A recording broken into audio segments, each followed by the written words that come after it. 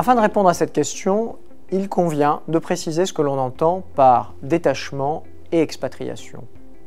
Au sens juridique du terme, le détachement est la situation dans laquelle le salarié reste sous la subordination de son employeur d'origine, en France. Il est envoyé à l'étranger pour une durée déterminée, en général relativement brève. Au sens de la sécurité sociale, il s'agit de la situation dans laquelle le salarié va rester affilié au régime de sécurité sociale français pendant toute la durée de son séjour à l'étranger. Au sens juridique du terme, l'expatriation vise la situation dans laquelle le salarié suspend son contrat de travail avec l'employeur d'origine ou même va le rompre, pour ensuite signer un contrat de travail avec une entreprise locale dans le pays où il sera envoyé à l'étranger. Au sens de la sécurité sociale, le salarié expatrié est celui qui va être affilié au régime de sécurité sociale du pays d'accueil.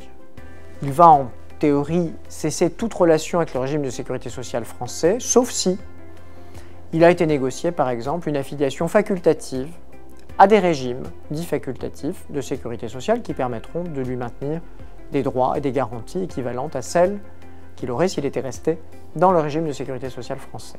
Le choix entre le détachement et l'expatriation varie en fonction de la nature et de la durée de la mission.